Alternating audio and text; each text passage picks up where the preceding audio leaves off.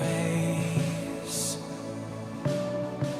'Cause when you speak, the mountains shake, and atmospheres begin to change. Speak now, speak now. We lift up a holy road, and you swing open heaven's doors, rushing like a mighty storm. Move now, move now. There is power in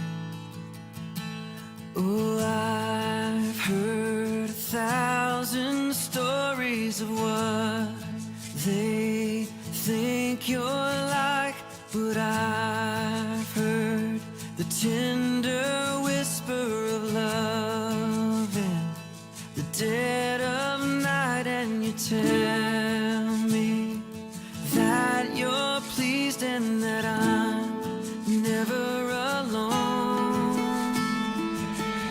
You're a good, good Father. It's who you are. It's who you are. It's who you are, and I'm loved by you. It's who I am. It's who I am. It's who I am.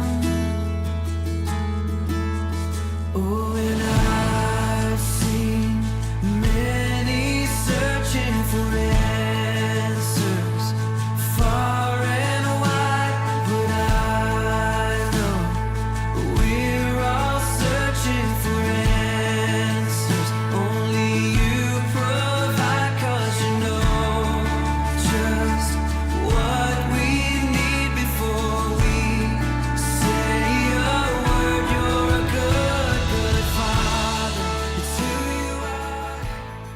It's who you are. Good morning, good morning.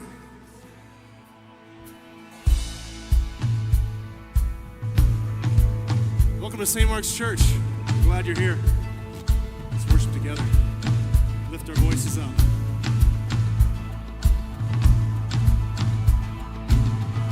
I saw Satan fall like lightning. I saw darkness run for cover. But the miracle that I just can't get over, my name is registered in heaven. Yes, I believe in signs and wonders.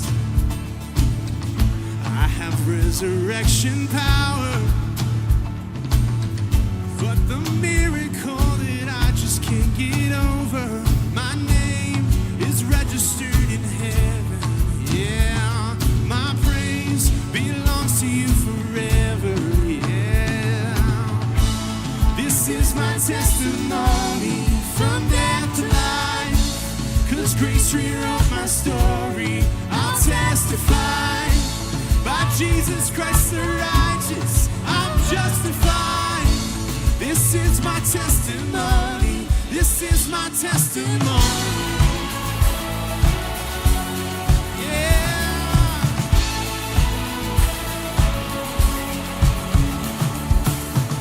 Come together, sons and daughters, bought with blood and washed in water. Sing the praises of the Spirit, Son, and Father. Our God will finish what He started. Yes, He will. Oh, our God will finish what He started. Oh, this is my testimony from death to life. 'Cause grace rewrote my story. I'll testify. Yes, I will. By Jesus Christ the righteous, I'm justified. This is my testimony. This is my testimony.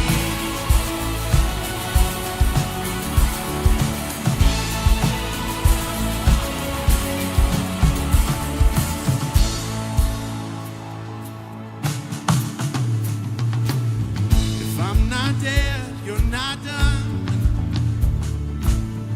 Greater things are still to come. Oh, I believe. If I'm not dead, you're not done. Greater things are still to come.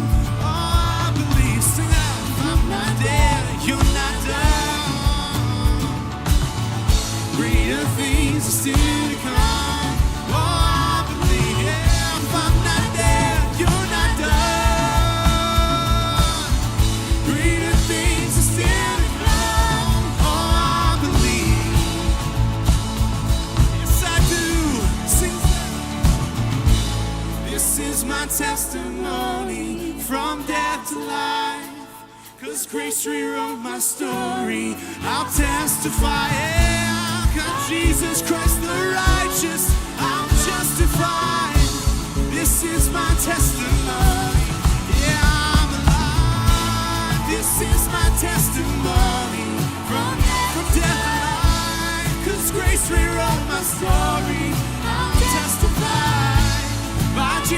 Christ the righteous, I'm justified. This is my testimony. This is my testimony.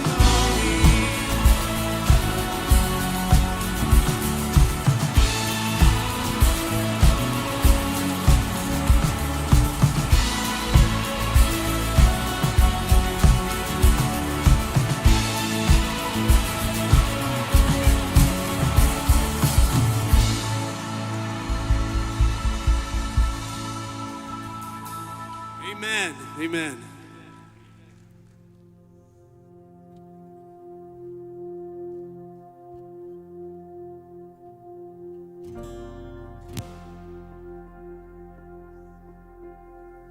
I see his body breaking.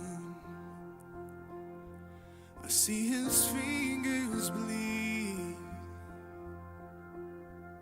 I see the darkness tremble at the ground below his feet.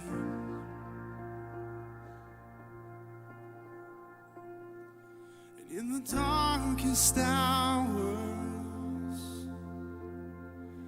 there on Calvary, he was sweetly broken, broken beautifully, broken beautifully. So come out into the waters, come let the broken sing. Come all you sons and daughters, his love changes everything. So come when the fear is riding, you're finding the risen King. Come on and let the light, your love changes everything.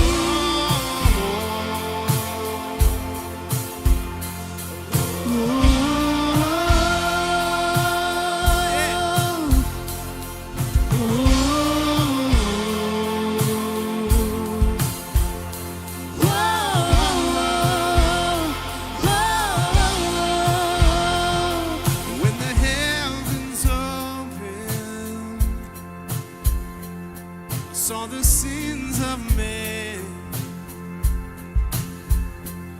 become a crown of glory as you died and rose again. Oh, and in the darkest hour, and in the valley low, I will fear no evil, 'cause you'll never let me go. You'll never let me go. So come out into the waters, come let the broken sing. Come all you sons and daughters, his love changes everything. So come when the fear is striding, you're finding the risen King. Come on and let the light in.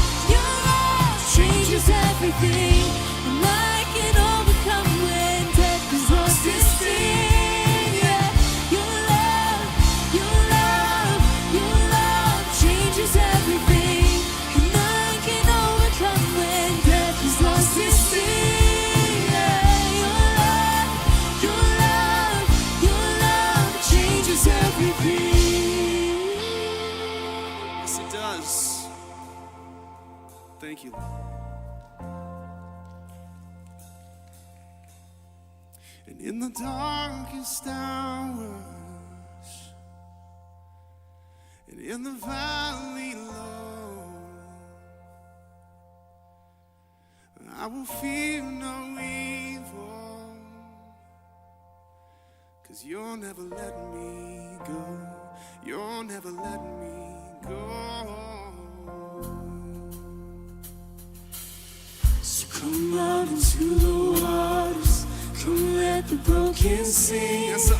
Come all you sons and daughters, his love changes everything. So come when the fear is fighting, you're finding the risen King. Come on and let the light in. Your love changes everything. So come out into the waters, come let the broken sing. Come all you sons and daughters,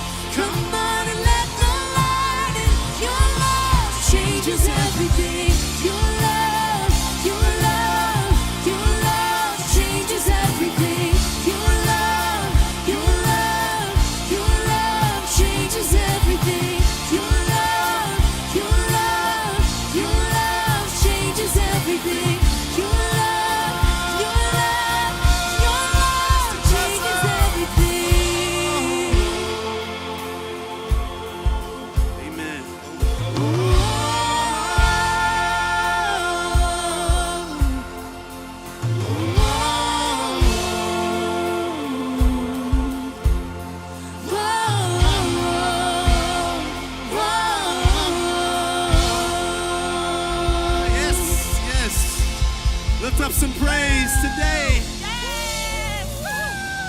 Woo! Yeah! Fantastic job! Woo! Oh, no. Look at all these people, Nick. That was a failure. I know. I'm so sorry, Bob. That was the second time. Oh, I missed something. First service, I didn't know any better. Let me see it. Let me see that. Look at that form. Very nice. Good job. Oh, no. Oh. There we go. I would like to say on record that I think that my beach balls flew a lot further than yours did. It Talk didn't. There about wasn't a warming lot up. to it. I don't want to try again. So do it. You want me to show you how? No. Oh. Maybe. Okay, I you ready? can. Here we go. I don't want to like pull anything. Oh. Oh, pretty good, Eddie hit yeah. it too. The first service, I could not get them to bounce them back. They were just like, oh, there's a ball. You know what's so exciting though when we come in here minus the beach balls is all I of know. these people. Man, it is so I'm good so to happy see your all faces. these people. Holy cow. That is what I have missed the most over this past year, is being able to be with everybody. It's so exciting. Absolutely. You know what I think about when I think about a lot of people? I'm not doing Y'all know what Molly thinks about. A party. Yes. Hold on. Oh, I've got some supplies. Okay. Well, we are gonna be having some parties this summer. In fact, we're gonna empower you to be having parties around with your neighbors. Oh dear. I got it. I got all the supplies right You got here. a whole crate of something. All right, we've got party streamers. Yeah. Okay. Garlands. Yes. Oh, we've got glow sticks. Not a party without watch the glow your eyeballs. sticks. Oh my goodness. Frisbees. Oh, I You want wanna to toss some yes. No, Frisbees? Yeah, someone said I toss some couldn't make it Frisbees. to the balcony earlier. Woo! How expensive are those lights? All right, you guys everyone ready? Party You hats. see right here? I got Party you. Here we go. hats Oh for my gosh, I everybody. dropped it. Here we go. I got it. I promise. Oh, what about There it is. koozies? Get back there. Oh, it's intercepted. Here we go. One more. Let me catch get this it? way. Let me get this way. Ready? Here we go. Oh, it's going to curve. Oh, heads up. Yeah! Oh! Nice. Koozies. I am very. Do I have another one? Koozies for all. Yeah, we these got don't lots fly of at all. Frisbees. Here you go. Try again. That was so Yeah. nice. Not very. Here, this is what you need. No, here we go. Sorry. Yeah, okay, last one. Here we go. Where am I going? I'm going to hit the balcony. Frisbees are fun, but we also have If- T-shirts. Oh. Hey, watch Well, the let me do this TV first. there. There it is. Oh, Oh, it's going to the balcony. Oh, boy. Oh, Oh. that was going to be a very expensive that light was fail. expensive. T-shirts. All right, here we go. T-shirt. You look like you need. T-shirts. Oh. All right, let's do T-shirts over here. T-shirts. She says further back. She Oh, says. right Here we to go. the hole. Oh. These don't fly very Someone well. can Did you move roll and Get go that to get the that balcony. one. Can you get that to the balcony? I'll count you down. Hold on. 3, You got to wrap it up real good here. 3. Stretch. No, don't forget you got to drive to Texas I tomorrow. do have to drive. Okay, here 3, we go. 2. Oh. Oh, my goodness. I knocked some guy's coffee out of his hand, though. So We will get you a new coffee. there's sir. that. Oh, So goodness. sorry. So, you know what? Why are we doing this? Oh, All gosh. the party supplies are so much fun. Yes, Like, they it is really so are much fun. so much fun. And we have missed, this past year, we have missed seeing everyone's faces. And now we've seen your face all year, right?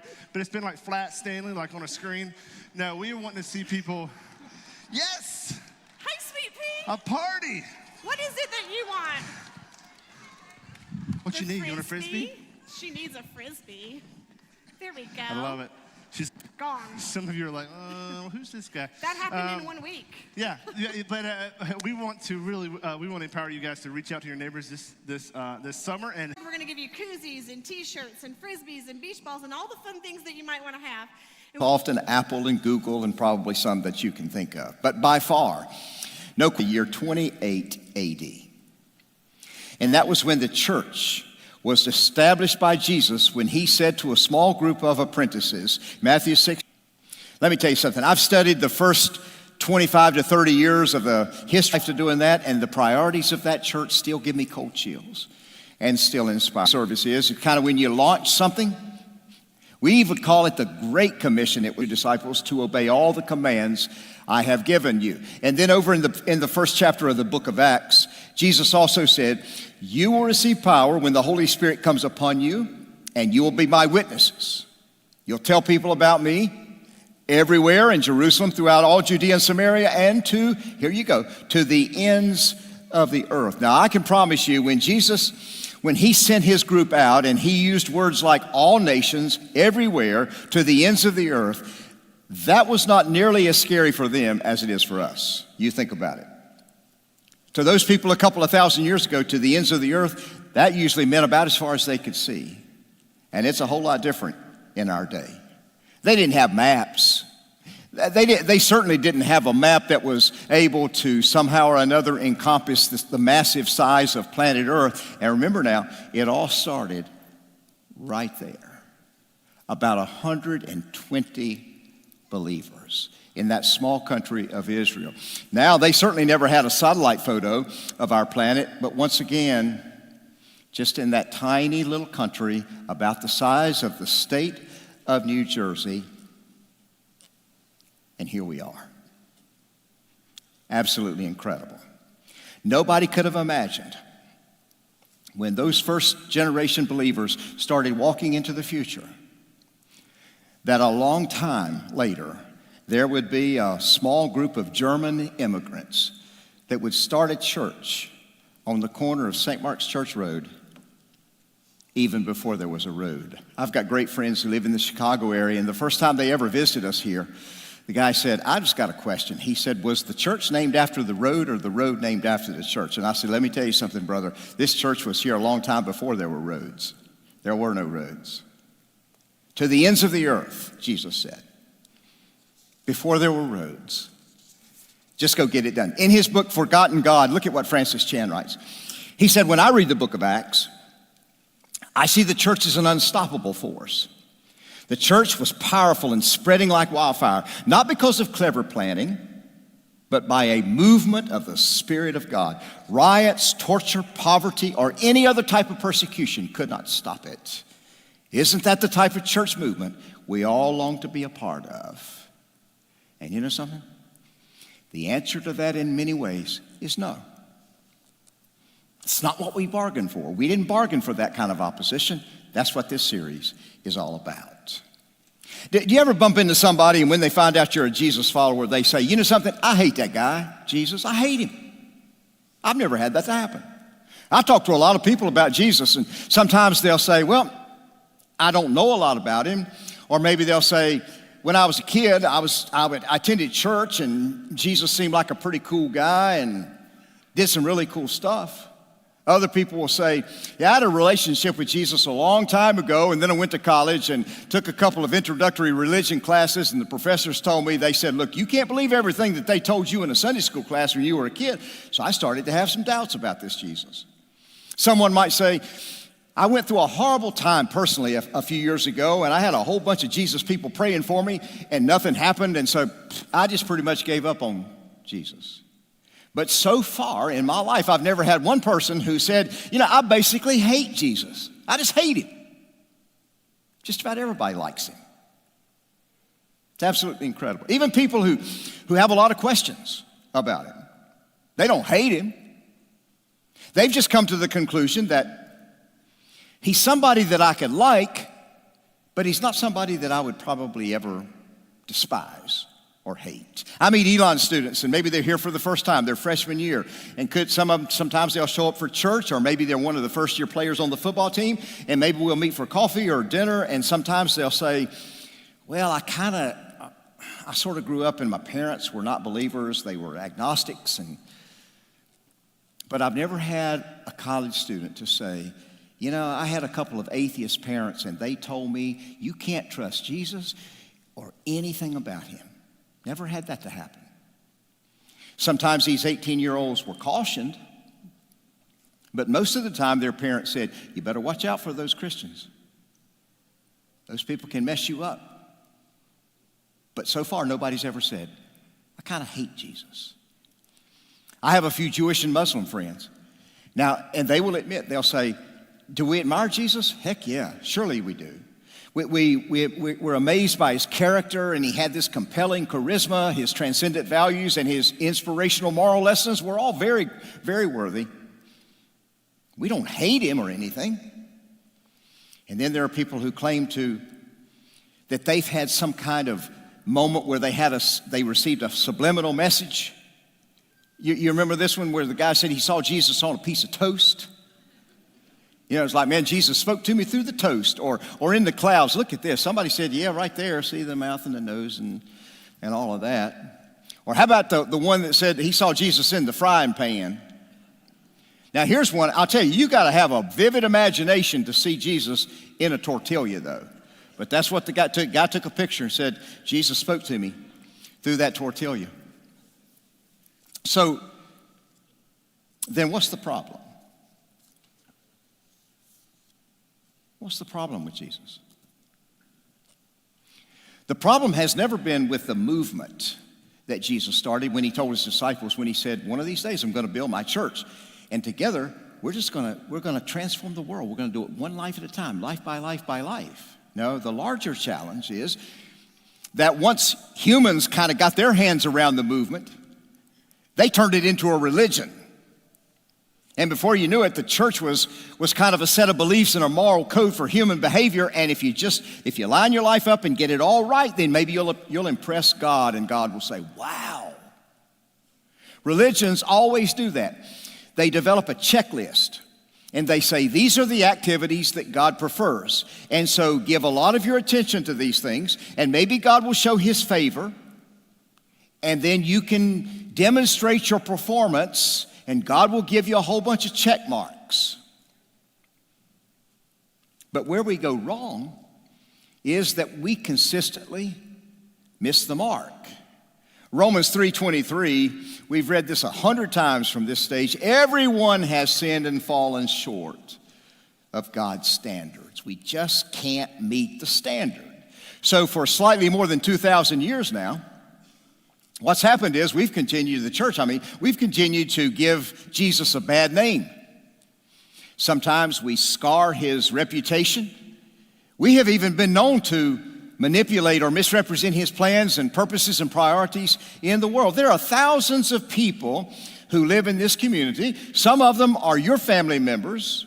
They might be your neighbors. They could attend your school, play on your sports teams. Maybe they work for the same company as you do, live on your street. Maybe they work out at the same gym, enjoy the same restaurants, watch the same television shows, shop at the same Amazon, but somewhere along the way, they didn't quite get their hands around the real Jesus, the Jesus with authenticity and accuracy. So now they're confused because when they look at us and they're looking for the Jesus they see in us, it doesn't seem to be the same Jesus as they read on the pages of the New Testament. Take a look at this list. Evangelical biblical Christians, Muslims, Jehovah's Witnesses, Roman Catholics, mainline denominations, non-denominational churches, none of the above. Which one of those do you think is the fastest growing religious group in America? The answer is G. None of the above. Actually, the fastest growing religious group in the United States today is a group that's simply called the nuns. They don't have any particular spiritual beliefs at all. You ask them, so what do you believe in? No, I don't have any beliefs. Do you believe in God? No. Do you believe in anything in one of the faith traditions? No, none. So somebody help me understand. So in this day where we live, where there is so much angst going on, we got pandemics and unparalleled political bitterness and animosity and racial disparity and mass shootings and crises after crises just dominating the daily headlines, and we talk about it at work and at home. Why are people disregarding God in record numbers with all the issues that we have going? Especially among the younger generation, the 30s and under, which dominate that group called the nuns. Why is it that so many of those young people are turning their backs on the Church of Jesus? We're trying to figure that out. Kind of what this series is all about. So welcome to SMC. This is a series, it's a spring series, going to kind of take us into maybe the early summer weeks. And hopefully what we're going to do is maybe inspire some of us to take a pause and sit up and look around and take notice and see what we can come up with and see if we can come to at least some agreement on the real Jesus who is greater than any religious system ever. One of the prayers that I've been praying for decades, It's a very simple prayer. God, would you help me to never misrepresent Jesus? I never want to embarrass Jesus, your son. I don't want to tarnish his reputation in any way. It's kind of where this series is headed. Jesus said some amazing things during his lifetime. For example, he told a small group of commercial fishermen one day, he said, if you guys will follow me, watch me, listen to me, learn from me, I'll teach you how to fish, but you'll fish for people, and one of these days we're going to change the world. One night, Jesus spoke to one of the most powerful religious leaders in his country. And here was a guy who already had a long to-do list, and Jesus said, hey, look, friend, I did not come to this planet to add another exhaustive to-do list of religious demands, but I came here to show you how you can be born again. He told a woman with a checkered past that her sins were forgiven, that her chains had been broken, but that she needed to leave behind her reckless life of infidelity. He promised that the world would sit up and take notice if we, the people of Christ, would start loving each other with an outrageous love that the world almost never sees. He said that this world will have its share of trouble, but then he said, that trouble cannot destroy those who follow me. He said that when we get marginalized and ostracized and when it feels like the world is pushing us to the ragged edges of life, if we take a stand for him, he said, the Spirit of God will stand with you and give you confidence. He said that he would never leave us stranded or alone. He came to give his life. He said, I'm here to be the ransom payment for your sin debt. He said that he had come to do for us what we could never do for ourselves in 100 lifetimes. He said, how many times did he say, I've got your back? And quite frankly, he's got our front too. I'll give you confidence to live a strong, meaningful life, and you can make a lasting impact. How many times did he tell somebody, I didn't come to this planet to give you another list of rules. I didn't come here so that you could learn how to be happy. I didn't come here so you can chase a few more things that you hope will make you content. I came to make you a changer, not a chaser. Jesus also said plenty of things that were awkward. Certainly awkward in his day, ours too. Love your enemies. Are you kidding? Love your competitors and those who are a step ahead of you. Turn the other cheek. Good. I mean, don't worry about getting even. He said you can't make God and money the top priorities in your life. You have to choose between those two. He said never give your life to those things in this world that will rust, deteriorate, have to be replaced, that a thief might come in and steal, or that will eventually wind up in the family auction, in the mother of all yard sales, or in the county landfill. He said, don't give your life to those things because they're disintegrating. Jesus also said that he was the one and only true path to God. Now, I dare you to say that somewhere this week in our progressive, inclusive world where Christianity is regarded by so many as being intolerant. Jesus had a moderate beginning. He was born in a small village that pretty much nobody had ever heard of, Bethlehem in Judea, a small country in southern Israel. But he was destined to grow up, and one day he would confront the religious tradition. It was his tradition, and he confronted it. For generations, it had directed tens of thousands of people, this Jewish tradition. And Jesus tirelessly spent 3 years teaching his followers about the true nature of God and how to spread that message that would eventually start to cover planet Earth and would one day eventually make its way to 1230 St. Mark's Church Road.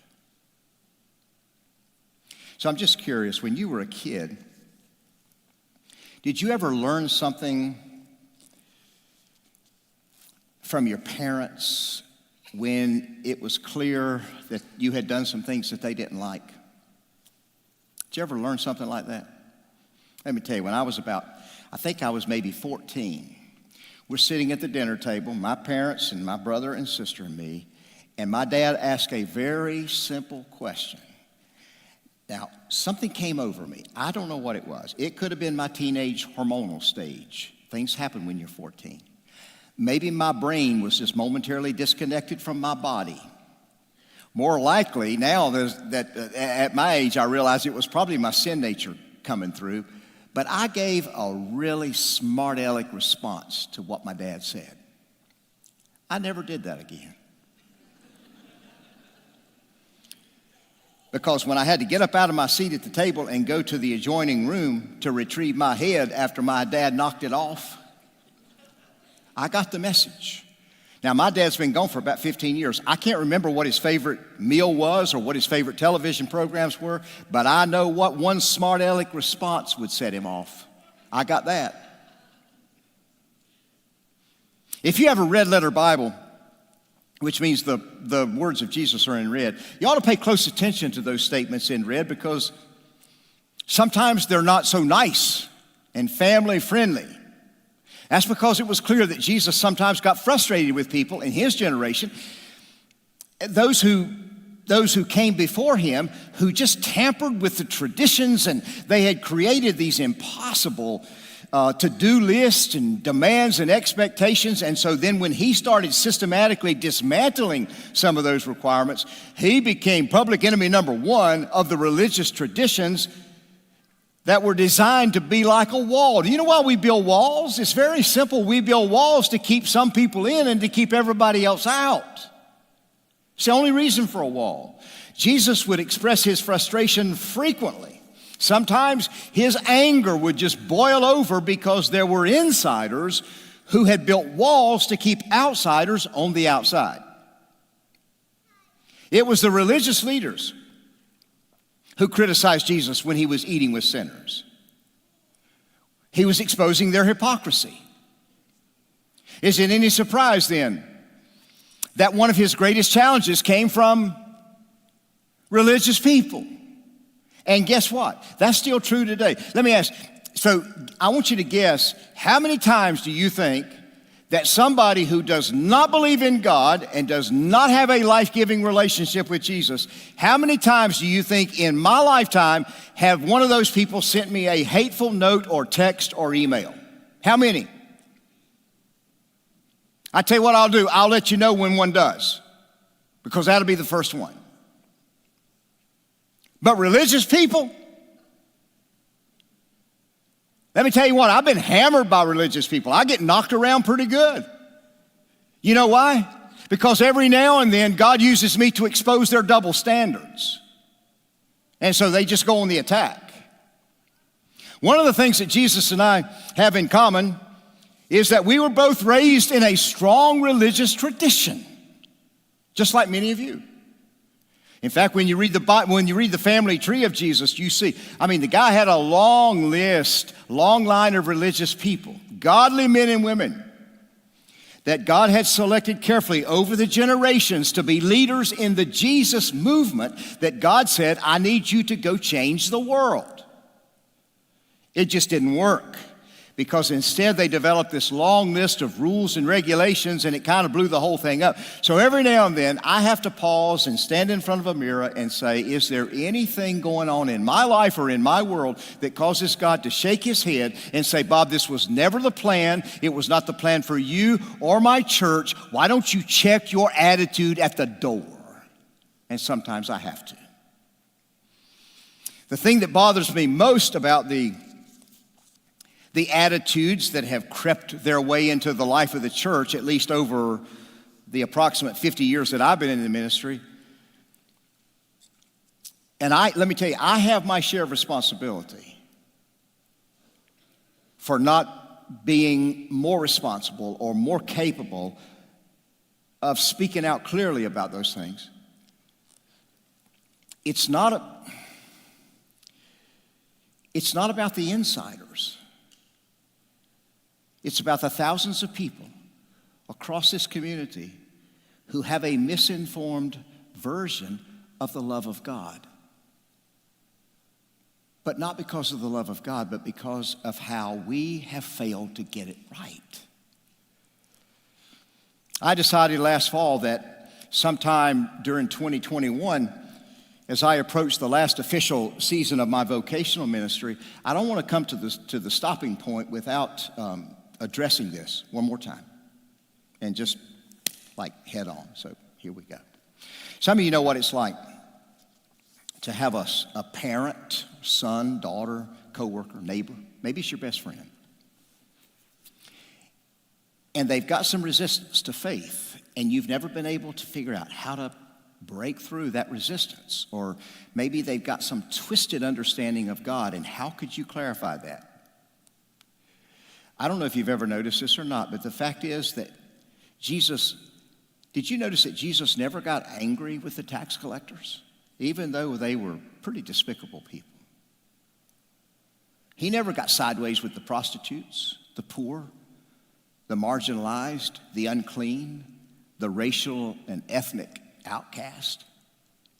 He didn't even get in the face of the Romans, who were occupying the country that he loved. They were all outsiders. He was only frustrated and disappointed and angry about the insiders of his day, because those were the people who were building the walls to keep the outsiders outside. You should live in my shoes every now and then, knowing that Jesus had a plan for the church established in his name, and much of what you see today is not it. I'm telling you, people are abandoning Christianity by the thousands every year.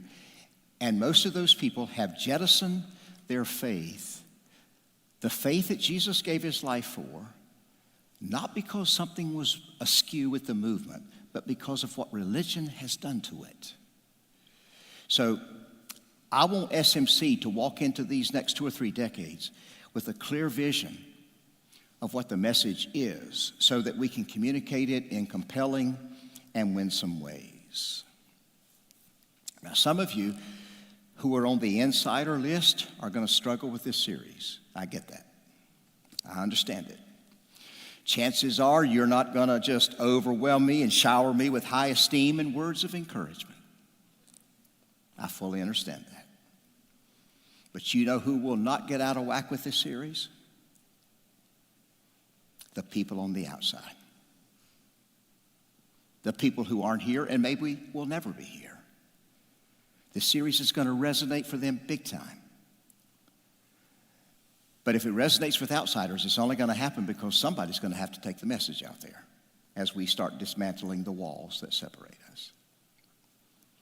If you've ever had a hard time following Jesus, or if you know somebody who has, and if it's because we have done such a poor job of talking about who Jesus is, the real Jesus, and who he's not, then I apologize to you. Because there is absolutely nothing in my heart that wants anybody in this community to miss out because we mess up. What upset Jesus more than anything was whenever somebody was denied access to the Father. That ripped him up. And I believe that's still a major issue in our day. Let's talk about access. Susan and I have never been big concert goers or anything, but on occasion we'll go see maybe a Christian band or something if they're on tour. And on a couple of occasions, we've been even able to have some special access to some vocalists or members of the band or whatever. Once Stephen Curtis Chapman sang right here on our stage, and Matt Maher performed here, and we had some backstage privileges to speak to those guys, and Casting Crowns, and we had a chance to engage with the band. Also, quite a few years ago, we had through a member of our church, we were able to get backstage access to a concert with Michael W. Smith. Now look, Michael's a good-looking dude. Yes, ladies, Michael's a good-looking guy. There's no question about it. So I'm backstage, me and Susan, and I'm talking to Michael, and I'm, finding out a little more about him and about his music and stuff. And Susan is drooling. She's not saying a word. In fact, I wasn't even hardly, I was just engaged in the conversation. And then when we went back toward our seats, I said, "You didn't say anything." And she said, "I was drooling." Let's just say that access to Michael W. Smith did not mean the same thing to me as it did to Susan. The good news of the gospel is that Jesus came to give us complete access to the Father. There's not a day in your life that goes by anymore that you're not confronted with the word access. There's so many safety precautions and security issues in our day. This is an SMC access. This is a key fob. And you see them hanging around the necks of our staff and some of our volunteers and so. And you can't get around here. You can't get from building to building, and doors are locked and all that kind of stuff. And now, if you're under 30, this is a way of life for you. I understand that. It's always been a way of life. But I'm so old that I remember when I first came to St. Mark's, we didn't even lock the sanctuary next door because we thought, well, every now and then somebody might come along and they might want to spend some alone time with God. So we left that building unlocked because, well, it was just a safe place for people, a quiet place. And now you got to have the key fob, and you got to have the fingerprints, and you got to have the facial stuff. You got to, something's got to be able to recognize secret codes and all that kind of stuff. In fact, just for fun of it, y'all know Jarm, our executive pastor. I asked him the other day if there was coming a day when my key fob would start working. And he said, "Well, let's just let it be a surprise." Most of us, we have unlimited passwords. And those passwords give us access to almost every single part of our life. Access to the internet, wireless networks. You can look at your medical records, your classified information, your bank account. You lock and unlock your car. We have access roads, access hallways, access doors and rooms. If there's one word that kind of overwhelmingly describes what Jesus came to planet Earth to do, it was access. It was to give us wide open door access to God the Father. Now, before Jesus, everybody thought that God must be some distant, he's a creature out there somewhere, but you can't get close to him. And then when Jesus showed up and he said, "No, me and the Father, we're kind of just alike. And so you can talk to me, you're talking to God." And that was considered to be scandalous heresy. But he was all about closing the gap. Look at this. Jesus said, now he's speaking to the insiders here, the Pharisees and teachers of the law of Moses. He says, "You people are in for trouble. You're nothing but show-offs. You lock people out of the kingdom of heaven. You won't go in yourselves, and you keep others from going in." Now, can you think of anything that would possibly frustrate Jesus more than if we shut the access door to the Father? Let me illustrate. One day, Jesus, his frustration just erupted in a fit of anger. He walked into the temple area in Jerusalem and he saw some buyers and sellers trading and exchanging currency. But let's be sure that what sent Jesus over the edge was a whole lot more than some merchants who were conniving and maybe doing a little bit of cheating and mismanagement and all that. Buying and selling in the temple courtyard went back a long time before Jesus. It was a tradition that went back a long way. So people would, for example, people would show up in Jerusalem for one of the major festivals. Let's say Yom Kippur, which was the Day of Atonement, or the Passover, and they would have to offer an animal for sacrifice. For some of these people had been traveling for maybe several hundred miles, and so rather than carrying a sacrificial animal all that distance, they would set up kind of a marketplace in the temple area so that there could be bartering and trading. And so let me show you. This is the temple. This is a model of the temple. I've shown you this before. Now this is kind of the holy space here. Only Jews could go into this area, and in this space right here, only the chief priest could go in there, and only one day a year. Now these are courtyards here. These are where people hung out. Hundreds of thousands of people, and you're saying, how big was that thing, Bob? Well, I kind of did a layout. If this was the edge of the building here, this would stretch far beyond the intersection up here. This was a huge space. 9 or 10 football fields could fill up that space. Don't miss this. These were the places where the buying and selling was taking place. What sent Jesus over the edge was not that Jewish people were cheating each other or whatever the case was, and I'm sure that troubled him some, but it was because the Gentiles could come into these areas and they were being totally excluded. And it just sent him into a temper tantrum, or like one of my friends says, he calls it the temple tantrum, whichever. Some of you have attended churches before who have all kind of sales, bake sales, spaghetti sales, barbecue dinners, chicken pie suppers, yard sales. Y'all seen kids, haven't you? They do these free car washes. Have you ever seen a car wash that's really for free? I used to tell our kids here, I said, we'd let y'all do a car wash if you would just say, we can't take money. No, we're not going to take any money. We don't do fundraisers here. Haven't in generations. Not because we believe that Jesus was condemning buying and selling in the church. For us, it's purely a matter of obedience and stewardship. That's it. We can't find any place in the Bible where it suggests that it would be appropriate for us to sell a bunch of stuff so that the people who are on the outside of the faith community could financially support the people who are on the inside. So we just don't go there. Now pay close attention that the ripoff wasn't bothering the people on the inside of this temple.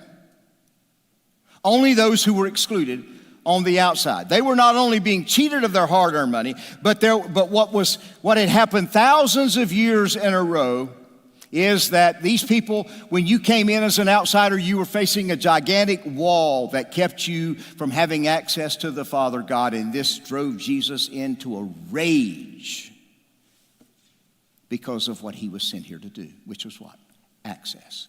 Close the access to the Father. He would eventually give his life for that so that he could bridge the gap between our sin that separated us from God.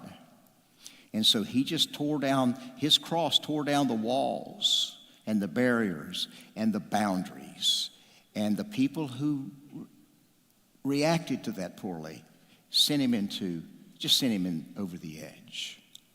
Most of you are familiar with John 3:16. It's probably, with the exception of the Lord is my shepherd, Psalm 23, probably the most memorized passage in all the book. You've seen it at big posters at sporting events. God loved the world this way, Jesus said, gave his only son. Everyone who believes in him will not die, but will have eternal life. But many people have never read that next verse because the next verse has to do with access. John 3:17, God did not send his son into the world to condemn its people, not to exclude. He sent him to save them, to wrap his arms around them so that they could be included. God did not send Jesus here to do a lot of finger pointing and angry condemnation. It was a rescue mission. It was a vision of redemption. Access. Close the gap between people and the Father. And when that access was denied, you knew it. Jesus let people know. So the church leaders, they were just doing what they had been taught for 2,000 years. Get a list of religious activities. Here's your to-do list. Get it right. Maybe God will favor you. Maybe he'll give you a free pass. But there's no excuse for us, y'all. Come on. When did we start thinking that it's our duty to build walls of exclusion and somehow treat those on the outside as if they are the enemy? When did that happen? Let me tell you something, my friends. I've seen the enemy. I know the enemy. And it's not out there as much as you think. It's a whole lot closer than that. The fact is that many of the people that I encounter every day of my life, and so do you, who are uncomfortable with Jesus, they're not uncomfortable with the Jesus that they meet in the scriptures. Most of the time, they're uncomfortable with the Jesus that they meet, that they see in me and in you. So in the coming weeks, we're going to prepare to meet the 21st century enemy of the Church of Jesus. Now, if we did a survey, if I passed out a card right now and asked a few questions, and if I said, who do you think is the principal enemy of Jesus and his church in our day? Many of you would start listing down things that you see that dominate the headlines and in the TV news channels. So let me just go ahead and say it. The enemy that we should fear the most is not something that you can see on the latest news cycle when you go home and turn on your news. Even though some of those are important and deserve our attention. Our greatest enemy is not crime and violence. It's not poverty and inequality. It's not economics and global warming and racial tension. Our greatest enemy is not even a COVID pandemic, as difficult as all those issues are. You can bet that our enemy does not exist inside the Beltway in Washington, D.C. It's not there. It's not liberal, conservative, or progressive neighbors who live on your street or work in your company, and it's certainly not the church, that church down the street. I never lose a minute's sleep over any of those issues because none of those things, you see, none of those things are going to be a match for the power of God. When God decides to power up, things are going to change. I understand that. Our greatest enemy, if you go home this afternoon and turn on your news, our greatest enemy is not what you see on Fox or CNN or MSNBC. They start saying, this is our latest survey, this is the poll we've taken, because the reason we don't pay attention to surveys is because lies don't become truth, and wrong doesn't become right, and evil doesn't become good just because a survey says so. Our greatest enemy is not out there, period. Quite frankly, that ought to make it easier for us. You can call the enemy by several names, but the most penetrating, threatening enemy is a whole lot closer than some of you think. And if we become careless and lackadaisical, I'm telling you, the enemy will destroy us.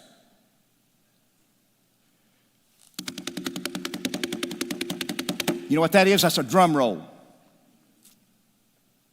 Our greatest adversaries are complacency and indifference. It's whenever we get content and we say, it's business as usual, get used to it. Let me tell you, it's a crazy conversation, but I knew the guy. I've been knowing this guy for about 20 years, I guess, and he attends a church in Burlington. And he was telling me, this is about 2 years ago, and he said, hey, look, we just hired a brand new pastor. Have you met him yet? And I said, no, I haven't. He said, well, he needs to meet you because he needs to know the competition. And he said, you know how it is. People gonna make a choice, Coke or Pepsi. I thought, Coke or Pepsi? We're talking about the Church of Jesus. And then I looked at him and said, last thing I knew, we were all playing for the same team. You know what he did? Shrugged his shoulders. I'm telling you, we're not going to spend a lot of our time around here, our productive time and energy, battling enemies that don't exist. That's kind of like, you see me boxing?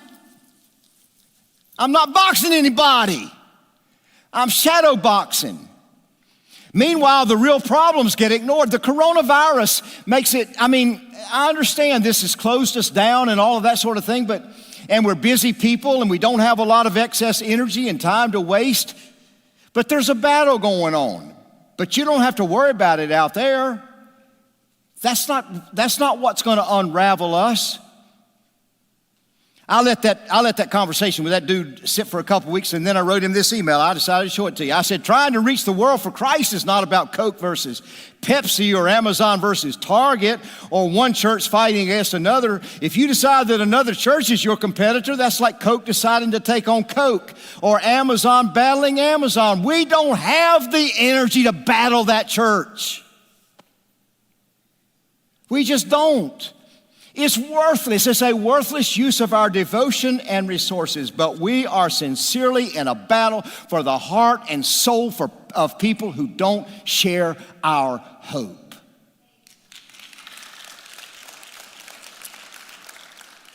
Let me tell you about the people who are keeping a distance from this church. You can bet, this would be the safest bet you'd ever make. you can bet that the average unchurched or dechurched, that's a person that used to go and doesn't go anymore, average unchurched or dechurched person in this city, there's not a single one of those people who laid awake last night wondering what I'm going to be preaching about today. They don't care.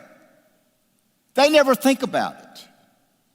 However, let me tell you something about that man. He does lie awake at night wondering if his marriage is going to stay empty and hopeless. She does lose sleep wondering if she's going to stay stuck in a job that leaves her being unfulfilled. He is wondering if his alcohol abuse is starting to get the best of him. She is wondering if that biopsy that she had this week is not going to come back in a good way.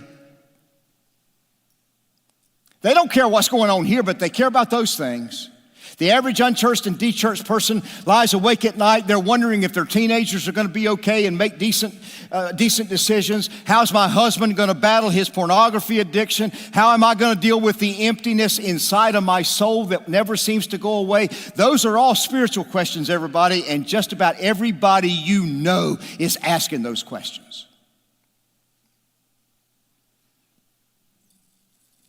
They just don't think that we can help.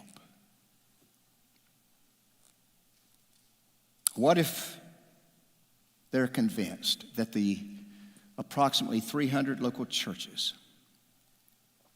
in this county don't make a difference and never will? And they never give the local church a second thought. Everybody in this town, watch. I know this. Everybody in this town is 1 or 2 clicks away from listening to better preachers than me. So I know some of y'all have already listened to preachers this morning that are better than me. Some of them preach me under the table. I know that. Y'all get up and y'all watch Andy Stanley, and you used to watch Charles before he retired. That's Andy's dad. Andy Stanley used to say, I know y'all got up this morning and listened to my dad before you came to hear me preach. Look, I can give you the names of some preachers that are a lot better than me, and all you got to do is click them on. That's fine. That's not a problem. There are churches out there that have better music than ours, and they got bells and whistles, and they might not have better coffee now, but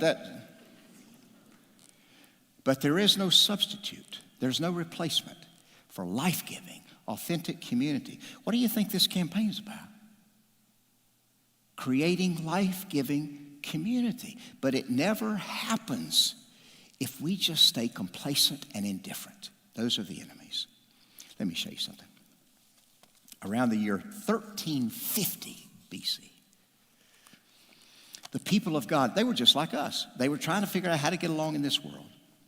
Their world was a lot more like ours than you could ever imagine. I'm talking 3,370 years ago. And guess what their greatest risk was? It wasn't that the enemies on the outside would win. They were worried that they were going to crumble from within. And nothing's changed. Look at this. Their children grew up and did not know the Lord or what he had done for Israel. So they did what the Lord said was wrong. They followed other gods and abandoned the Lord. All the people did whatever seemed right in their own eyes. It must not be that way. Not on our watch. Drum's going to send you out of here.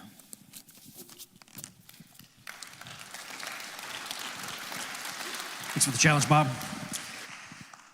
Hey, I hope you've been as challenged as I have been throughout this message.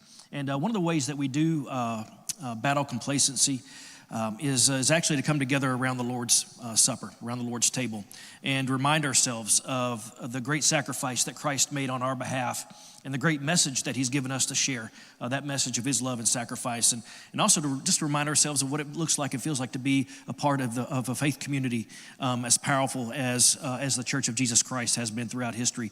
And so that's why we invite you on the fourth Sunday of every single month. We just kind of started this back now to actually, when you're here on campus, to actually join us in the original sanctuary, or the chapel right here to my left. All you have to do is you kind of exit when you leave here this morning, walk around, walk outside outside of this entrance of the lobby, and then go into the side of the original sanctuary. And inside the sanctuary, we have some elders that are going to be there ready to serve you some bread and some juice, and allow you an opportunity to partake of the Lord's Supper. You can sit, and there's be some music in there. You can sit and pray and spend as much time as you would like, or you can just kind of just walk right on through and head out to your vehicle. If you're watching online, all you have to do is just go grab a piece of bread and some juice, and you can partake of the Lord's Supper in prayer and join us as well. But I can think of no better way to kind of wrap this message up and to really allow it to sink into our hearts and let it challenge us again than to partake of the Lord's Supper this morning. Also, I want to encourage you to stop by the For Our Neighbors table. We have all kinds of really fun swag out there, and popcorn, and also we'd like to encourage you to pick up a book that we're giving to everyone. It's called The Simplest Way to Change the World. It's all about biblical hospitality. It's something we want to challenge you to actually maybe do as a study with your family or with friends or with your neighbors, your small group throughout this summer as part of our summer initiative. And then you also can actually register the gathering that you're planning on. Actually, at my dinner table last night, we had a couple of our neighbors around some pizza.